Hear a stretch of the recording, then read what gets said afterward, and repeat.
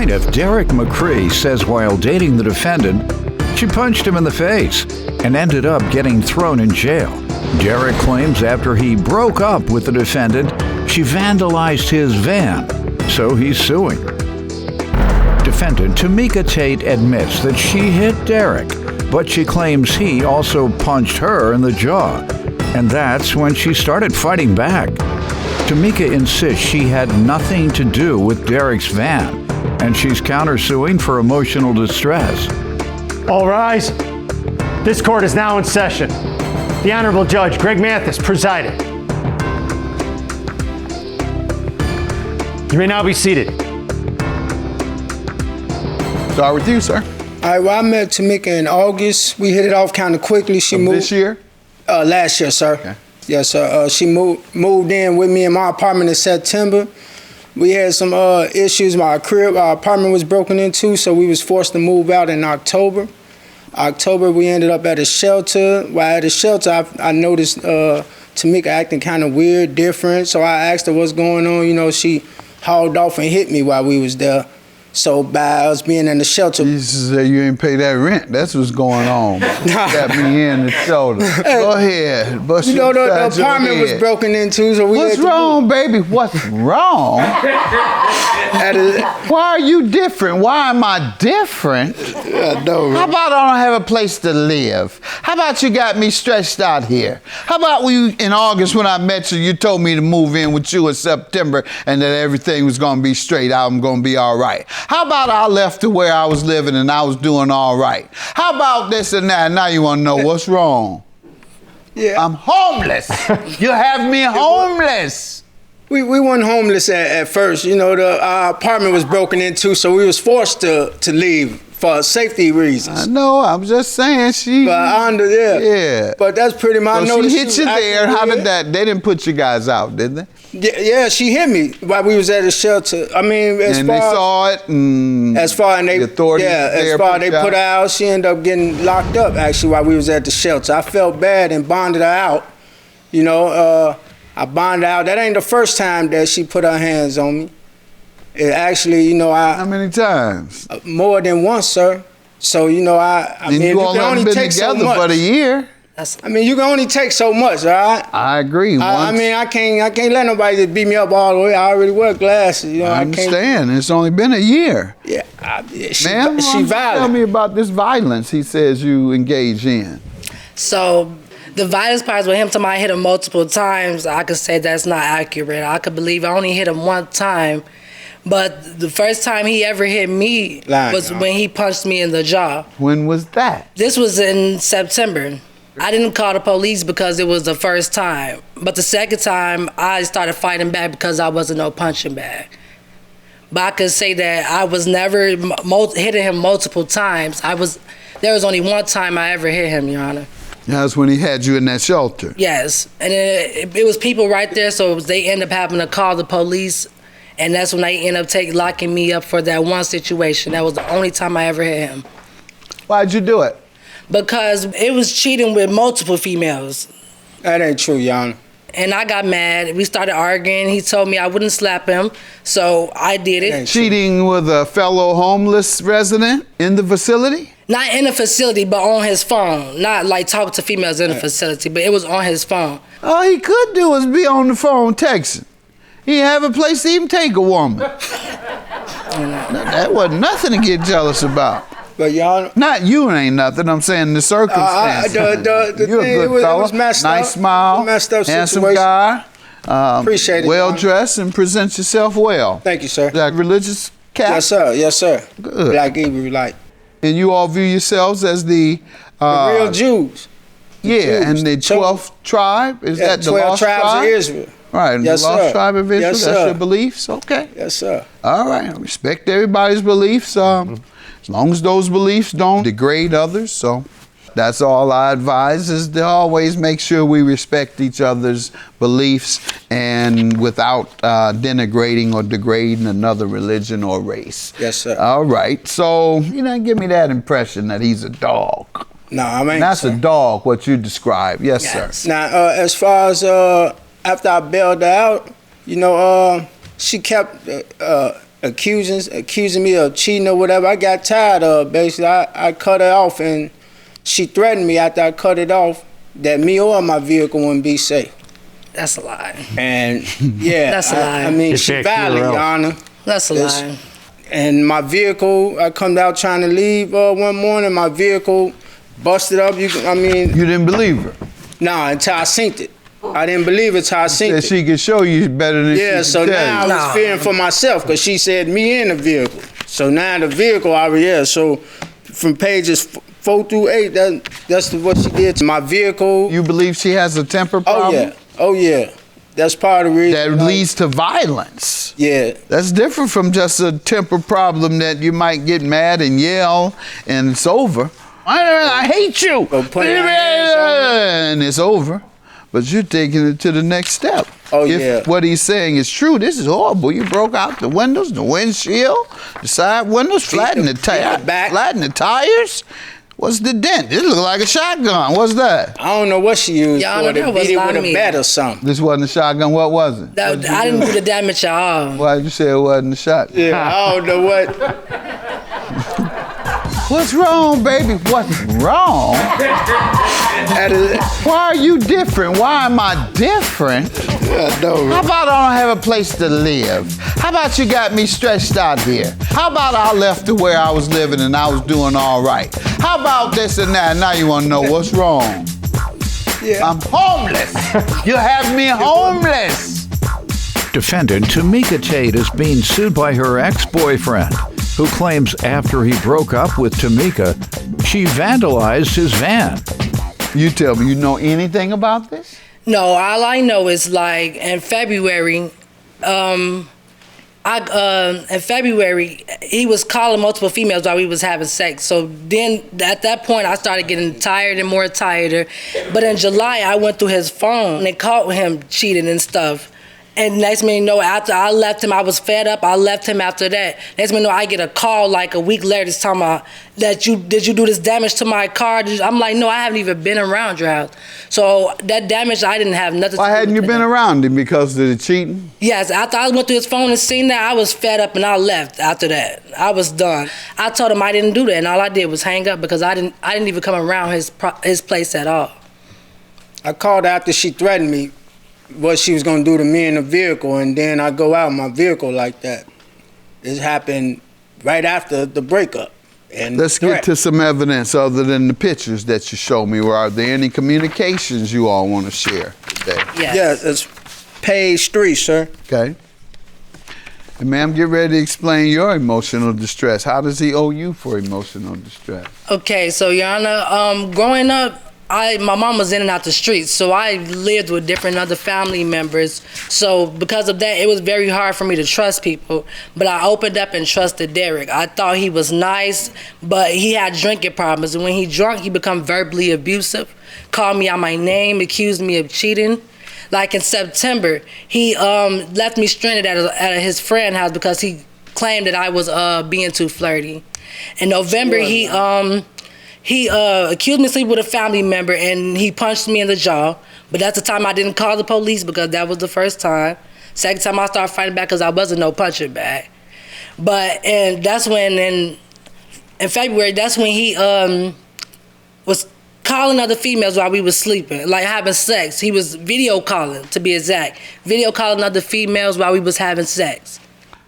They could see it? Yes. Like as they could see. What was he saying? Like, nothing. Hey, it was just a video call. We doing our thing. Nah. You better come through here. He wasn't saying Get anything. you some of this, something like that, maybe. He wasn't saying anything. That's why I'm like, it was just a video call, and I'd catch him, and then he'd hang up and try to pretend like he wasn't doing anything. But I didn't already seen the call.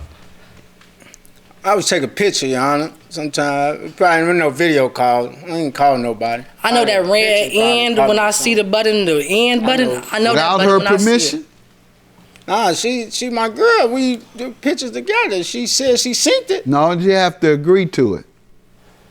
Well, No, you can't, just because it's your girl, you can't take nude pictures of them without their approval. And she didn't approve of that. So I'm going to grant her judgment. $1,000 for emotional distress is your counterclaim. However, I do believe that you vandalized this car. I believe you have a temper problem, and you've shown that. Admittedly, you went to jail for assault. Bonded out. So I'm going to grant his judgment and grant yours. $1,200 for you, $1,000 for you. That leaves him with $200 in his pocket. Have a good day. That's my judgment. She bogus for what she did. Bogus what she did in my van, and all the threats and all that. And you know all that lies what you told that man. But it's cool. You put me through so much over the year, and I'm glad that this is finally over. I'm glad I don't have nothing else to do with you. Me too. Plaintiff Julie Snyder Bush was friends with the defendant, but she claims the defendant is an alcoholic who got arrested for driving drunk with her kids in the car. Julie suing her former friend for 2 loans and emotional distress. Defendant Marie K. Jansen admits that she had a problem with alcohol, but insists Julie is addicted to alcohol and PCP. Marie K. is countersuing Julie for damaged furniture and emotional distress. All right, start with you. She's a very good friend of mine. Bridesmaid at my wedding. She's losing us, all of our friends. So I don't know how else to get in touch with her about her alcoholism. So this is unfortunately as far as it's had to come. How long have you been close friends? Well, I met her in 2017. She was my massage therapist, but we became friends fast and real close fast. And then 2019 is when the first loan occurred. And then this last year. When did you notice the alcohol problem?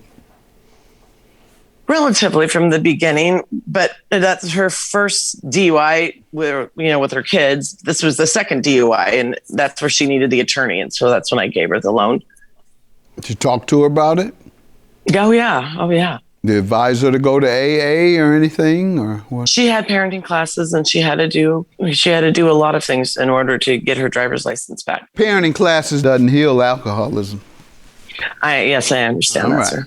So you say she's losing her other friends. Why? Well, her children aren't speaking with her. Her landlord pretty much kicked her out of her house in Michigan. So that's when I went out there and moved her. Did you talk to her about it? Oh, yeah. Did you advise her to go to AA or anything, or what? She had parenting classes, and she had to do a lot of things in order to get her driver's license back. Parenting classes doesn't heal alcoholism. Yes, I understand that, sir. Defendant Marie K. Jansen is being sued by her former friend, and she claims Marie K. is an alcoholic who got arrested for driving drunk with her children in the car. Let me hear from you, ma'am. I will not deny that I've had my problems with alcohol in the past. It's absolutely not true. My children are not speaking to me. They are speaking with me. The reason why I had to move in my house in Michigan had nothing to do with alcohol. And as far as, yes, I've been going through AA.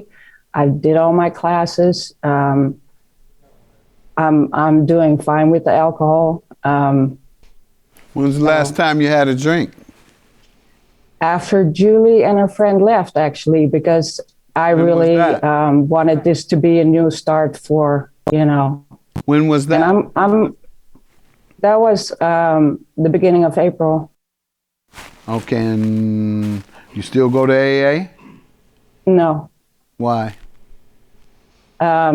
Because I kind of have I don't look at the AA philosophy in the same way most people do. Mm-hmm. I don't like to put a stamp on myself. Why did you drink then? Well, I've gone through a lot of rough times over the last so many years, and I thought, having a drink would help. Do you think you're ever going to go through rough times again? Yes, but I know how to better deal with it right now. How? Well, Your Honor, with all due respect, just because Julie calls me an alcoholic. No. You said you had a problem drinking. Let's stick with what you said. You said you have a problem drinking. You said you went to AA, but because you don't believe in it, you don't go anymore. I said I didn't want to put a stamp on myself as being an alcoholic because I don't look at myself that way. Okay, so why'd you go to AA? That's for alcoholics. Because I had to for the court when I got Oh, you my were DUI. ordered to go. Yes. Okay, so the court believes you're alcoholic. No, it's just because I have 2 DUIs. That doesn't make me an alcoholic. When was that? When did the court order you to go? 2017. You stopped drinking after 2017, after they ordered you to complete classes and to go to AA? Oh, yes. You stopped? Oh, yes. Yes. But you didn't stop because you were drinking again.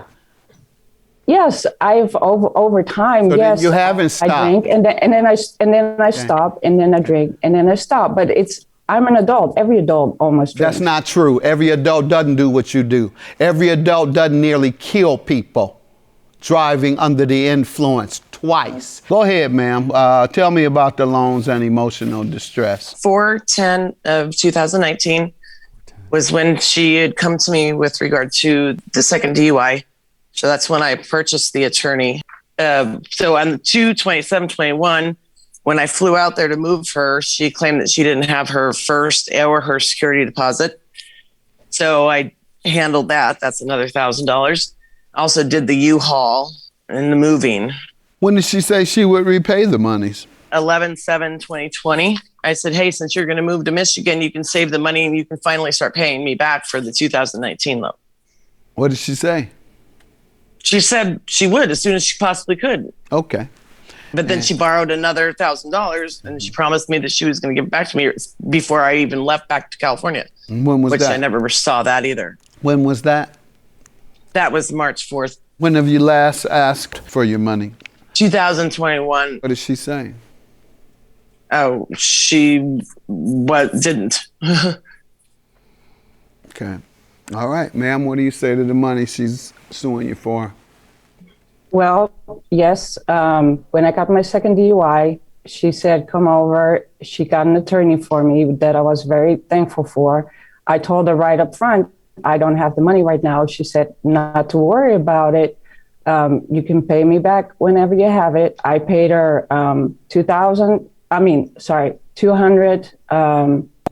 a couple weeks later, another $200, and in December of 2020, I gave her $300.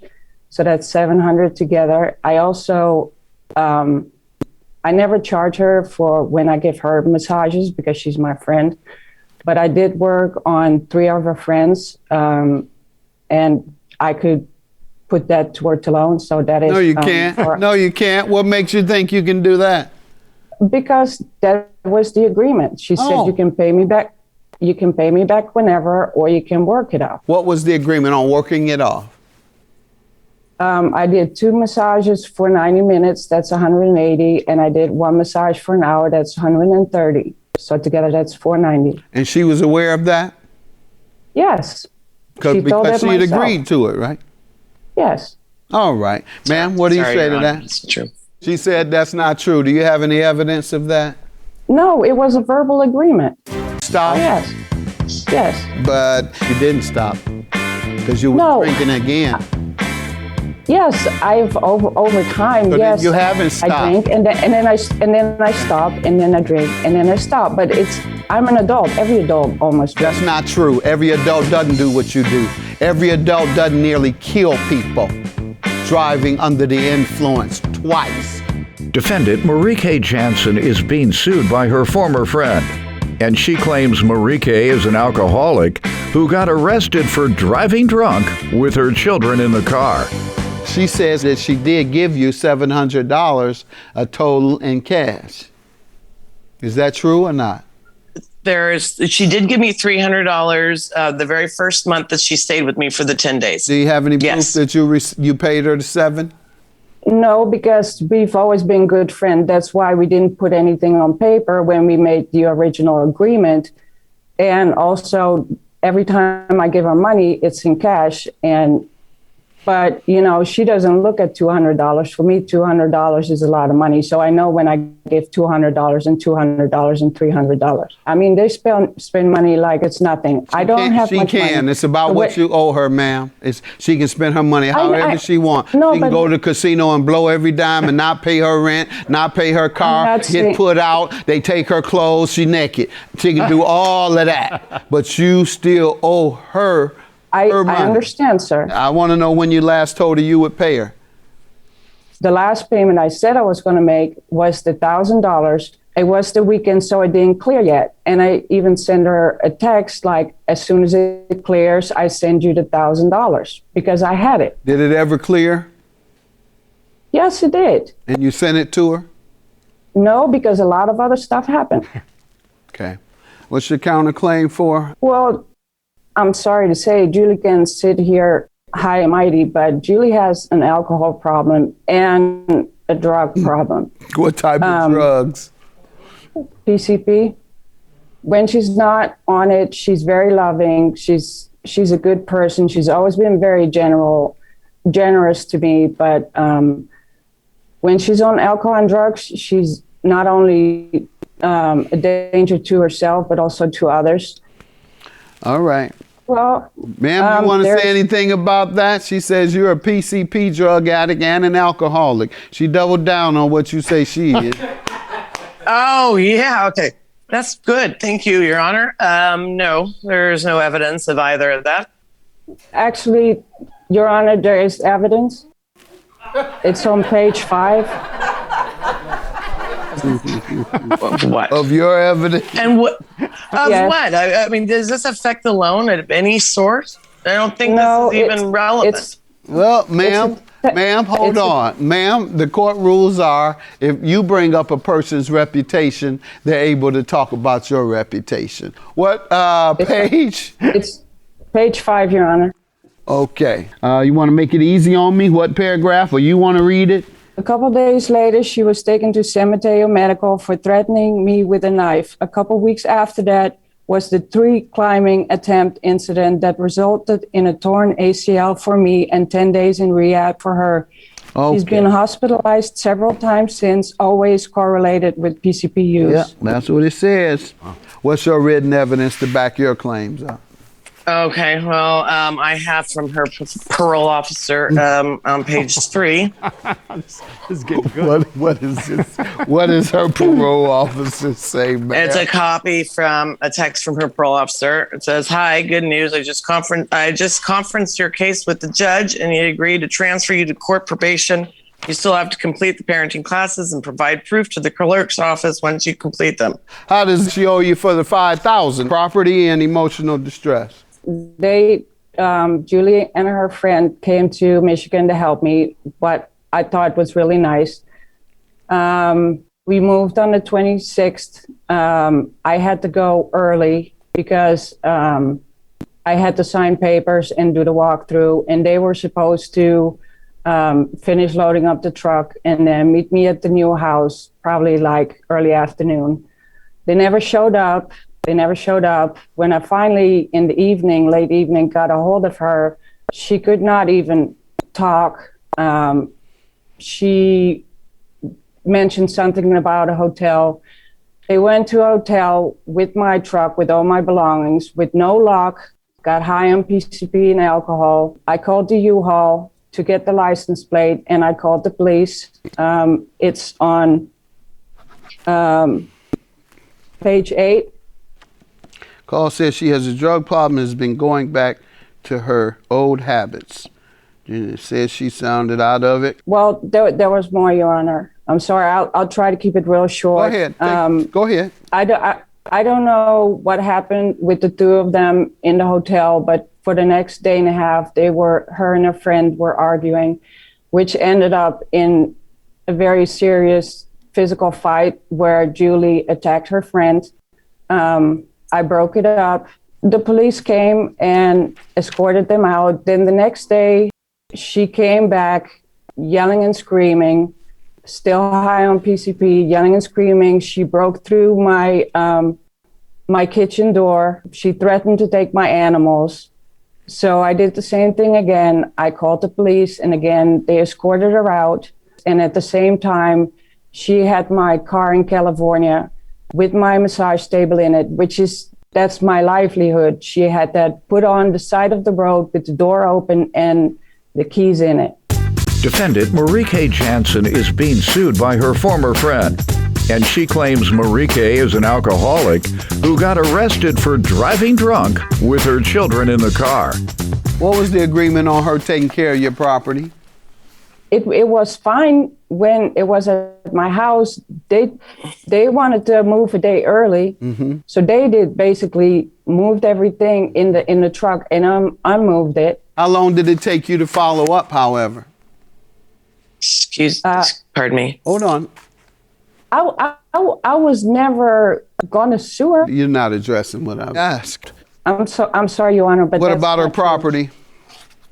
You don't know anything yes, about I that? did have her car. I took care of her car for plenty of time, and it needed to get off my property. All I did was park down the street. I did not leave the door open. Did you try and find out who stole her items or anything? Did you take any action? There's nothing stolen. No, I never mentioned that. Oh, okay. What happened with the, I'm sorry, maybe I missed something. What happened? The table, the dresser that she claims was broken. The massage table. She has it back. It's in her person.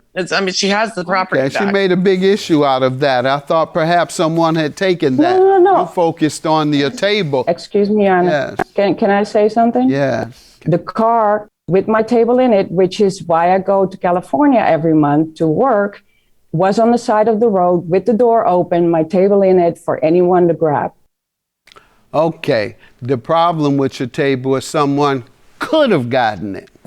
Not that someone did get it.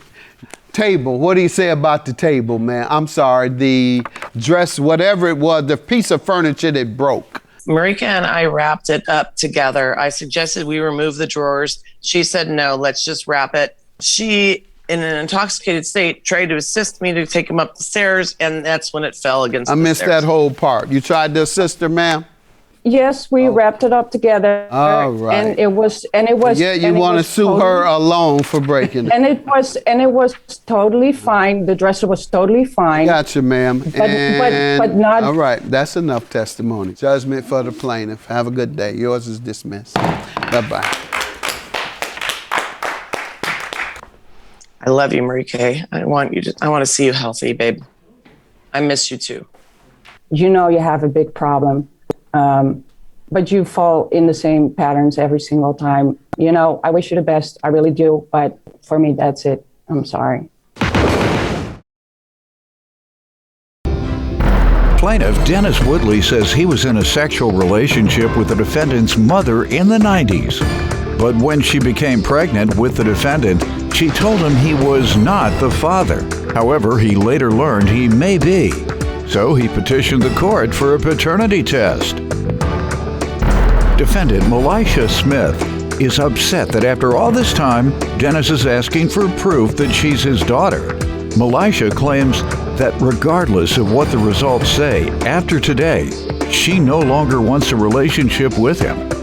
All right, and we're here for a paternity case. And that is to see Mr. Dennis if Ms. Smith is her daughter. Is that correct? Correct. All right. Start with you.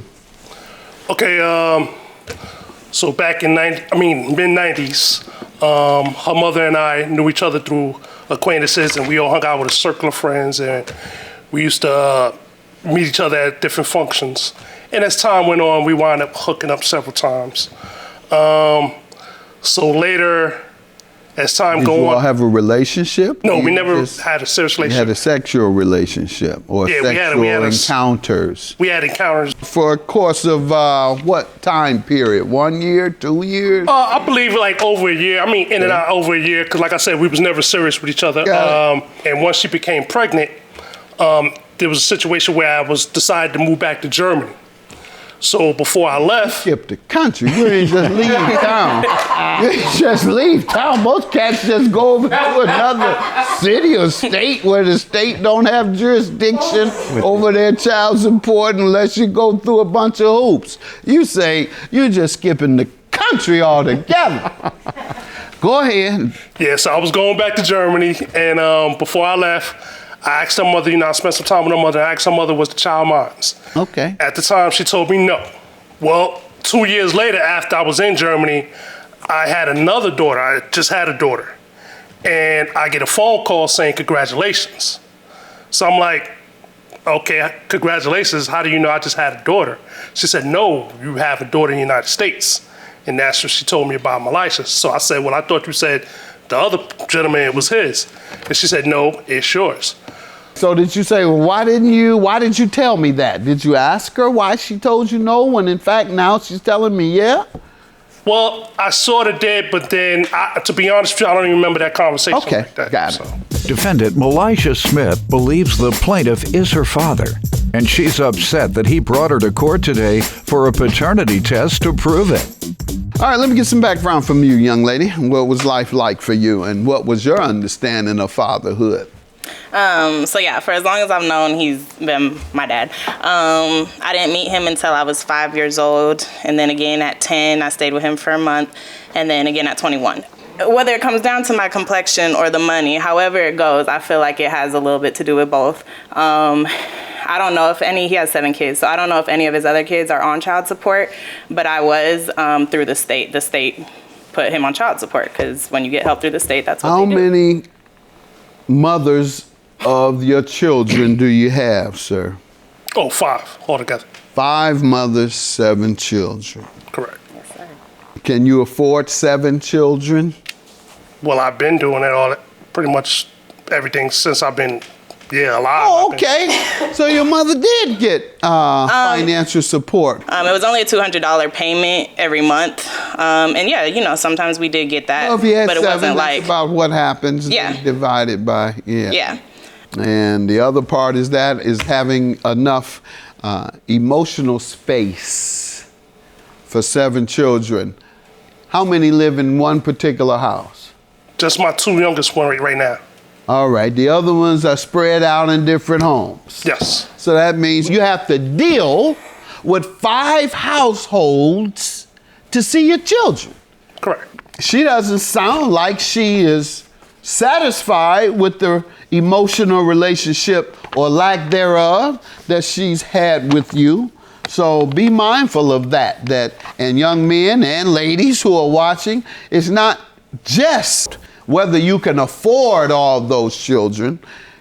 Can you afford the time and the emotional space in your life to deal with all those children? And sir, I didn't know you had somewhat of a relationship with her. I thought perhaps you are just finding out or there was some new information that has come about to cause you to suddenly want to take a paternity test. Is there something new? No, that's the thing. It's never been something new. I mean, of course, all throughout the years, I've always questioned things because of the way things was handled. Now, the thing is, when I tried to go through child support, I always got the run around. Matter of fact, my first caseworker told me straight up, she's like, why you want to do a paternity test?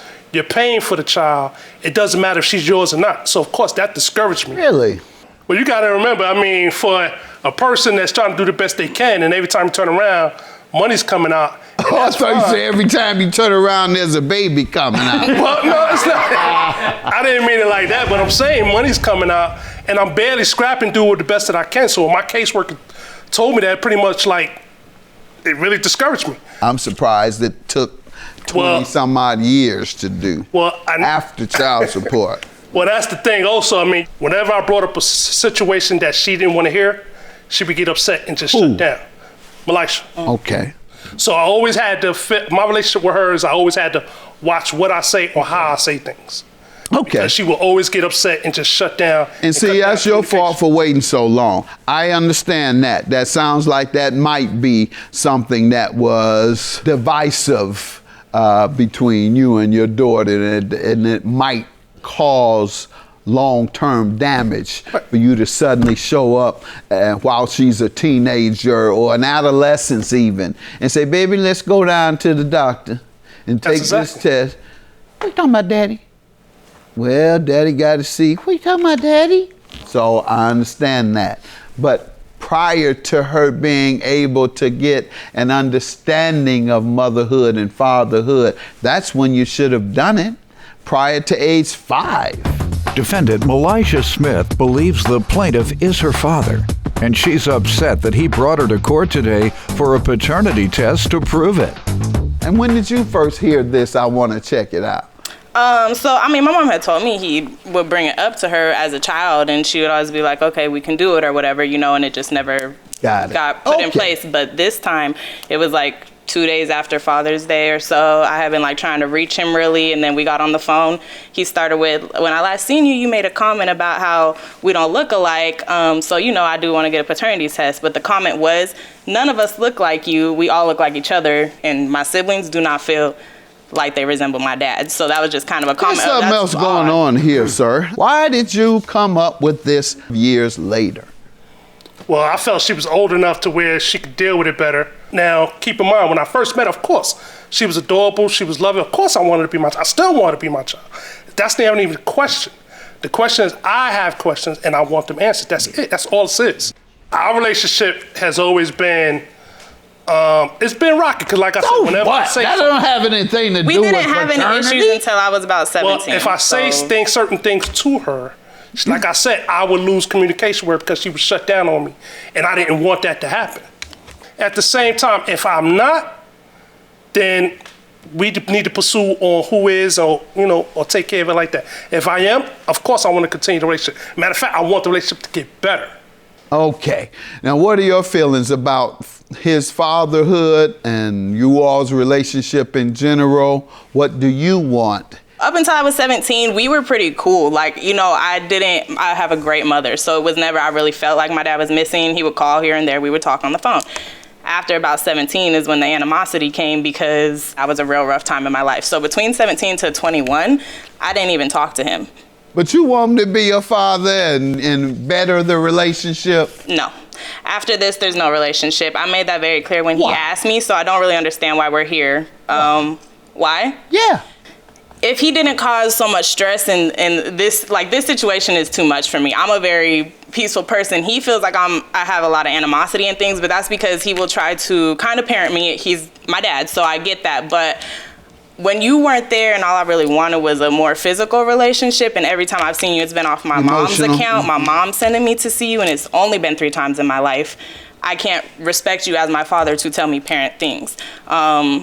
So I just don't feel like there's really any reason to have a relationship. I care a lot about my siblings, so that is kind of why I rekindled a relationship with him, because of the 2 babies. I love them a lot, and he has the health condition. I was like, I'm gonna let this what's happening today has destroyed it. Him wanting confirmation. All right.